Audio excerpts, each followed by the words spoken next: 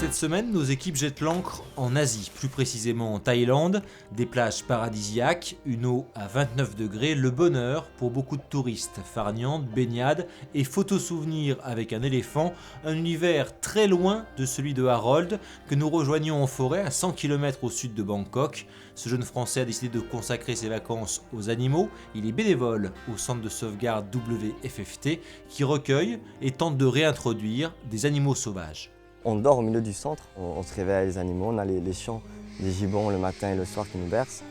Donc oui, on a vraiment ce contact de proximité avec les animaux. Hé Galamère, mais oui ma toute belle, viens là.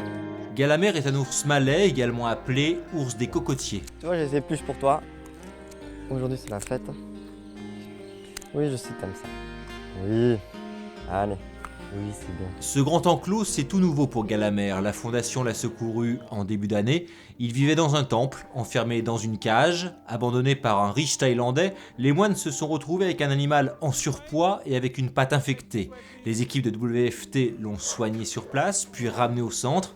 Avant de pouvoir rejoindre ses congénères, Galamère est placé en quarantaine. Yeah, have you been outside? Huh? You haven't been up here yet. You're too fat, huh? You can't climb up here, huh? Yeah? Sniffing, sniffing. Yeah, it's the bad guy who put that needle up your butt yesterday. That's me. You remember that? Edwin Wick est le fondateur de WFFT. Sa vie a basculé en 2001. Il a abandonné le monde des affaires pour celui des animaux suite à un très grave accident de voiture. Hi, John. I started to think about what I wanted to do when I was a kid and how I forgot about the past when I was a child and why I changed.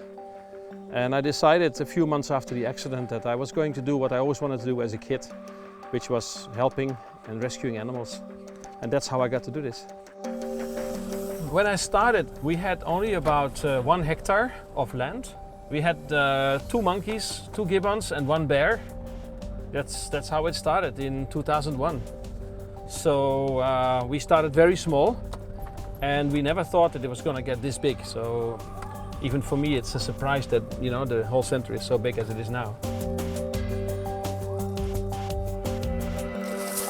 Donc les 400 animaux qui sont ici hébergés au centre ont tous été secourus, ont tous été sauvés de conditions de vie terribles la plupart du temps. Ils ont été animaux de compagnie maltraités ou ont été intégrés dans l'industrie du tourisme. Ils viennent tous ici pour avoir une seconde chance et pour avoir la possibilité de vivre au plus proche de la nature. Aujourd'hui, le centre s'étend sur 38 hectares et accueille jusqu'à 40 volontaires, des séjours payants qui financent l'achat de nourriture, plusieurs tonnes chaque jour et qui aident au bon fonctionnement. Les tâches s'enchaînent, lever 6h30 avec la préparation des repas. Devant moi, les ciboles, c'est les oiseaux. Il y en a un qui ne mange pas de légumes, il mange que des fruits par exemple. Et là, on a un régime spécial pour Fang Fu, un gibbon qui a un régime particulier. Fang Fu est au centre depuis 6 mois. Il a été retiré à un Thaïlandais qu'il faisait danser dans la rue pour obtenir quelques pièces des touristes. Elle a appris, c'est fortement ancré en elle. Tous les 5 minutes, elle se met à danser pour réclamer la nourriture. Parce qu'on ne peut pas la relâcher tant qu'elle a ses mimiques de danse. Et elle danse pratiquement en permanence, quoi. On découvre la face sombre, un petit peu cachée, que les touristes ne voient pas. Ils n'imaginent pas toute la pression que l'homme exerce sur l'animal pour pouvoir en faire un objet, tout simplement.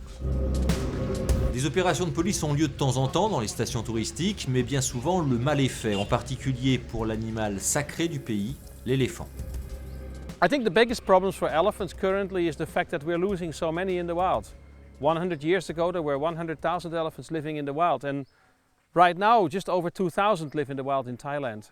We are still using elephant in captivity for tourism and some baby elephants are taken from the wild to end up in these tourist camps. That's a threat to the elephants. Pachan is a training session of 3 to 7 days where an elephant is completely chained and locked up and is being tortured day and night, 24 hours a day for 3 up to 7 days until the animal spirit is broken. À ce jour, Edwin a réussi à sauver 24 éléphants, mais impossible de les relâcher dans la nature. Idem avec les ours, qui sont jugés dangereux et dévastateurs pour les plantations.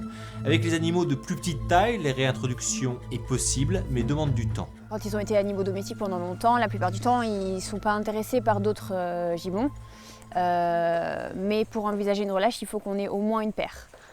Donc du coup, la première étape, ça va être de les sociabiliser et de les réhabituer à leur espèce.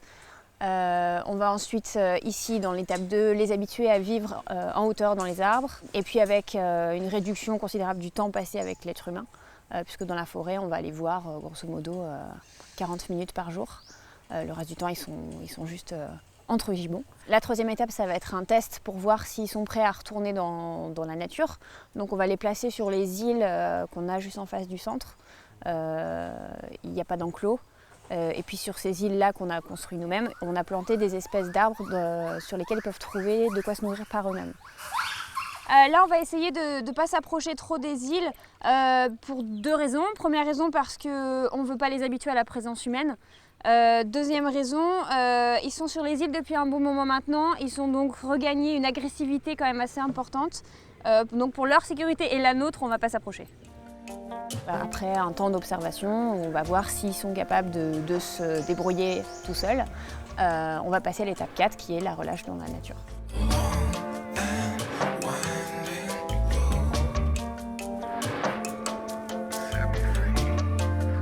Ces gibbons vont devoir patienter quelques mois sur leur île privative avant le retour aux grands espaces. En revanche, le grand jour est arrivé pour Fluffy. Faut juste le transporter. Il pèse 17 kg et mesure 3,65 m.